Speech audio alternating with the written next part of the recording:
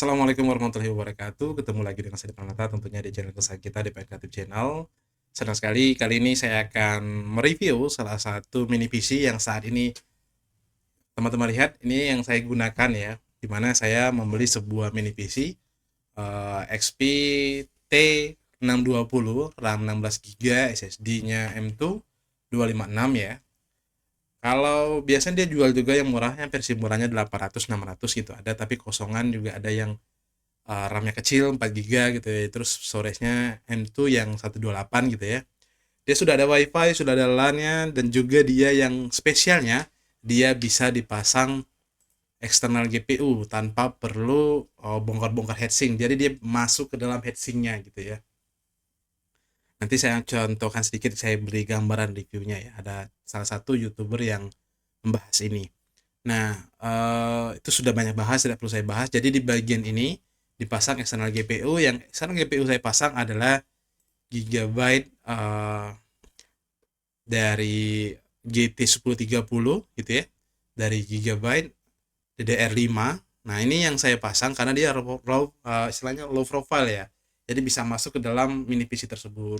Makanya saya pilih mini PC ini. Karena ada mini PC lain itu dia tidak bisa masuk ke dalam perangkatnya, tapi dia menempel di luar gitu ya, harus pakai power supply tambahan. Menurut saya itu budgetnya hitungannya sama saja, karena saya kebetulan mencari sebuah mini PC yang satu low budget gitu ya, tidak lebih dari 2 juta, namun bisa main game pace, bisa buat konten-konten, bisa kegiatan seperti ini, merekam seperti ini juga oke, lancar gitu ya, browsing-browsing lancar, main game pace lancar, main game-game ya GTA masih bisa lah gitu ya, beberapa game juga masih aman gitu, dengan daya listrik yang murah tentunya.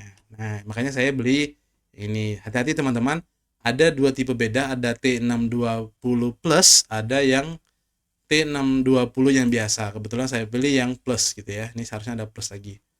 Kemarin karena janjian beli yang ini, sebenarnya dia paketannya itu yang rendah ya, yang 4 GB.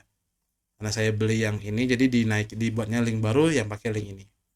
Nah, PGA-nya saya pakai yang gigabyte ya. Teman-teman terserah mau pilih yang gigabyte atau yang lain juga boleh, yang penting dia low profile ya, GT 1030 yang low profile. Rekomendasi dari tokonya juga saya baca-baca itu harus menggunakan yang DDR5. Mengapa DDR5? Karena DDR5 itu lebih cepat, lebih kencang gitu ya. Kalau saya tampilkan task manajernya,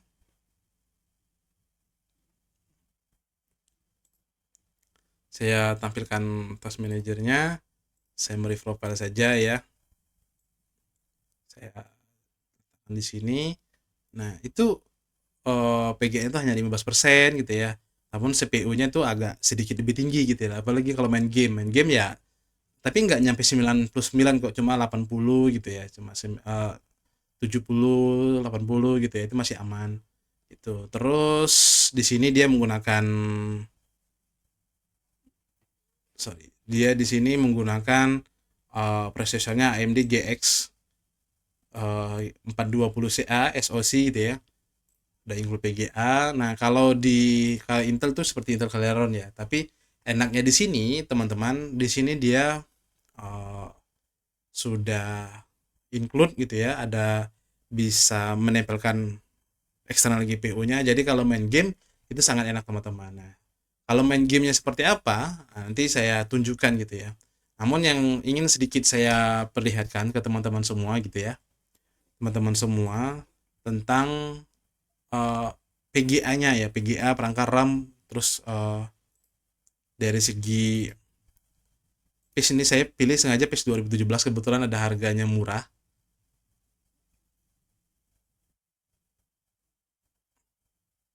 gitu ya.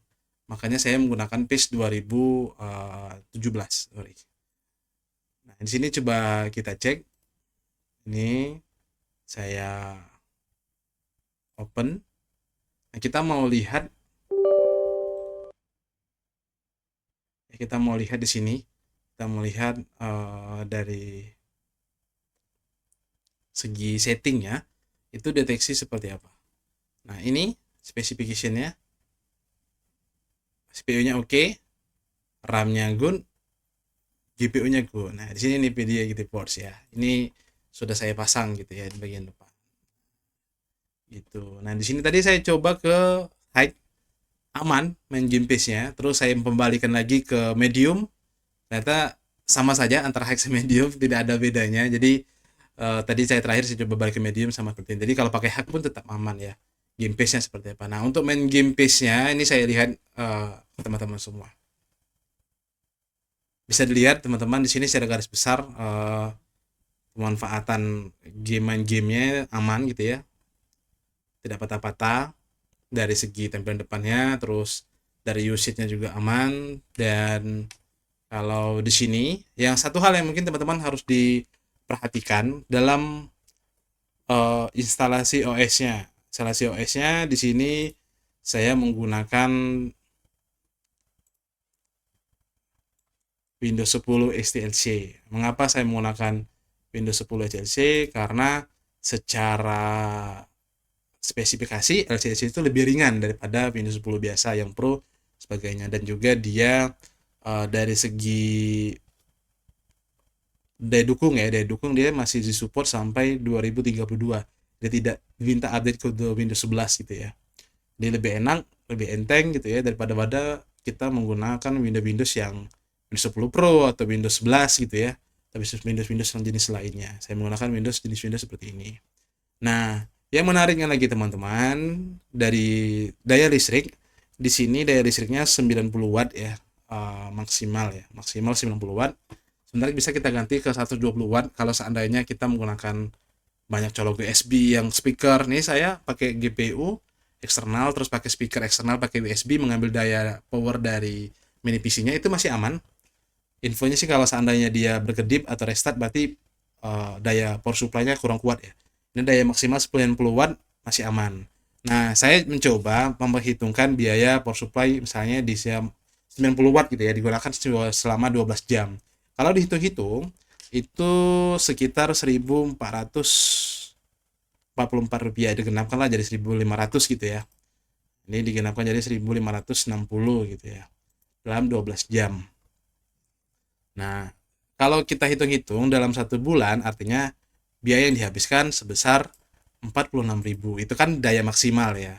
Tapi kalau seandainya penggunaannya tidak berat, terus lagi yang dibuka tidak banyak gitu, atau idle, banyakkan idlenya gitu ya, itu malah lebih kecil artinya kan. Nah, saya coba membandingkan dengan power supply yang 400 watt sama 500 watt gitu ya. Kalau dilihat di sini per harinya itu jauh banget bedanya. Ini ada 6.900, di sini ada 8.600. Kalau sebulan dia 208.000 ya. Rp208.000 kalau seandainya dia daya 500 watt itu Rp260.000. Bayangkan selisihnya teman-teman. Ini bisa dikali berapa ya? Dikali 4 ya. Dikali 4 mini PC gitu ya. Karena dia 1.560 di sini. Ini kan daya maksimal, sama daya maksimal juga. Kalau idle ya mungkin lebih rendah, tapi ya tetap lebih unggul menggunakan mini PC teman-teman. Seperti itu artinya. Nah, ini yang mungkin yang bisa teman-teman pertimbangkan daripada kita beli PC makan tempat besar gitu ya. Memang secara tampilan mungkin enak lebih besar gitu ya. Tapi kalau sekedar main game PC saja bisa menggunakan mini PC, mengapa harus rakit PC yang lebih besar, budget 3 juta dan sebagainya. Ryzen tinggi tidak perlu, misalnya Intel Core i7 itu mungkin tidak perlu. Selagi membuka Word, Office, Excel, terus membuka dokumen gitu ya, buka OBS seperti saya rekam sekarang, itu masih oke teman-teman digunakan. Edit CapCut Pro juga masih oke. Nah, menurut saya sebaiknya ya teman-teman pertimbangkan lagi kalau mau membeli PC ya. Saya sarankan menggunakan mini PC XP T620 Plus. Walaupun sudah lama ya, 2013-an kalau nggak salah ya. Tapi ini masih aman banget. Silakan buka tokonya. Di sini ada NC Komputer Blitar sama Davi Komputer. Mungkin ada lagi stoknya ya. Oke teman-teman, mungkin itu konten dari saya. Semoga bermanfaat, dan apabila konten ini bermanfaat, jangan lupa klik like, komen, dan subscribe channel YouTube saya di Kreatif Channel. Dan apabila ada request atau ada masukan, ada pertanyaan, silahkan di kolom komentar. Sampai jumpa di konten selanjutnya. Wassalamualaikum warahmatullahi wabarakatuh. Salam sehat untuk kita semua. Sampai jumpa.